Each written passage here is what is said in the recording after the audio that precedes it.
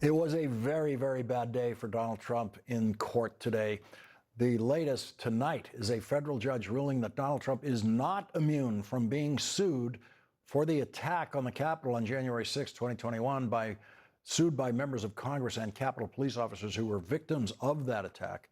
Judge Amit Mehta applied the Supreme Court's immunity ruling in Donald Trump's criminal cases and still found enough of Donald Trump's conduct as described in the civil lawsuit to be outside of official presidential duties, and that the lawsuits can continue against Donald Trump for January 6th. Also today, another federal judge stopped the construction of Donald Trump's White House adjacent ballroom, saying that only Congress can approve such construction and that the president is not the owner of the White House, but merely the steward.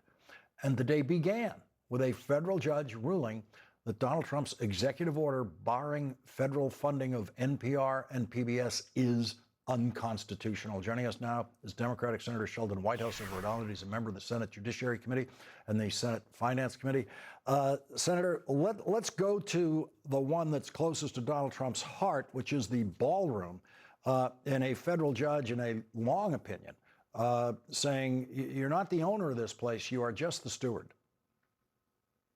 Yeah, he's an occupant. He's like a tenant. The voters put him in there for his term of office, but that doesn't mean he gets to destroy the place like any tenant gets to destroy the home of the landlord that they're renting. And Congress is where you go for authority to make changes in the building. It's the people of the United States through Congress that are the owner of that building. So that was you're right. I think that was probably a tough one for him, but he has not had a good week either. He lost the January 6th suit. He lost the ballroom suit. He lost the public broadcasting suit. He lost the Voice of America suit. He lost the Anthropic AI suit. And he lost the Department of Defense press policy suit. And these weren't just arguments where the judges said, you know, we've come down on the other side. They actually threw arguments out using words like pretextual, which is a real danger sign for the government because that imputes bad faith to the argument, bad faith to the government making the argument. So with all of these losses and with that kind of language, Trump is in a real danger zone. So in the January 6th case, Donald Trump's lawyers actually tried to use rappers as Donald Trump's defense. Now, they came up with a theoretical rapper, as lawyers sometimes do come up with theoretical examples.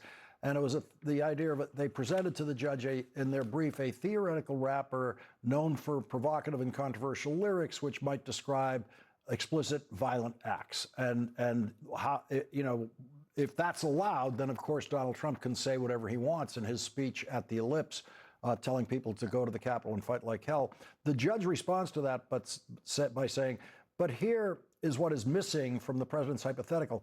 There is no contention that for weeks before the concert, the rapper told his fans and that the establishment had taken something valuable from them through fraud and deceit. No assertion that the rapper knew his fans had prepared to act violently on that very day, including by bringing weapons to the show to reclaim what was taken from them.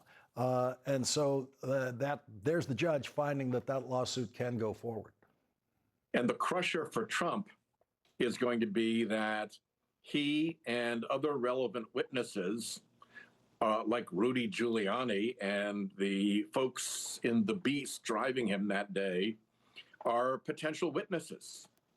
And in a civil proceeding, you can be deposed. You can be sat down at a table and forced to answer questions under oath.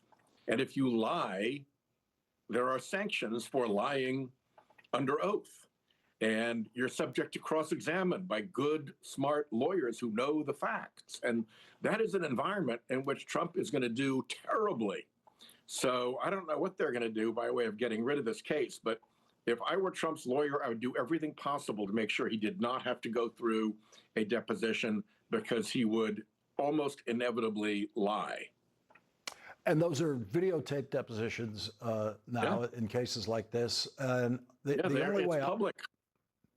Yes, but the only way out of it would be to somehow settle, to somehow say to the plaintiffs in the case, the members of Congress, the Capitol Police, here's how many millions of dollars I will give you.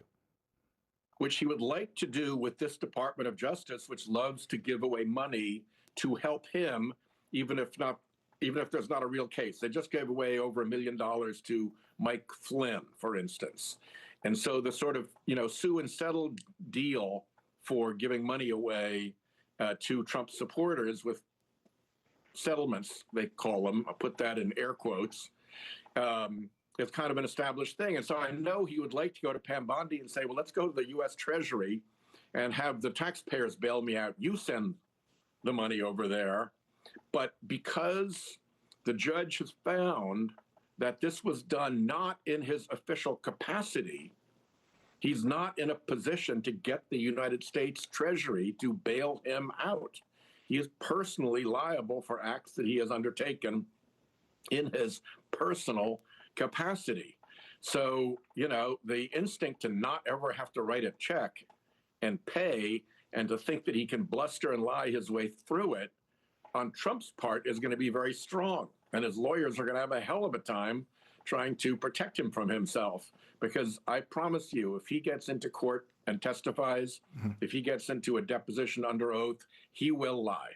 Yes, that's the one thing we know. Senator Whitehouse, we're going to squeeze in a commercial break here. When we come back, I want to talk about this executive order Donald Trump issued tonight. Hugely important attack on democracy. Him trying to seize full control of mail-in ballots in the country. Donald Trump trying to decide in his federal government who is allowed to get a ballot.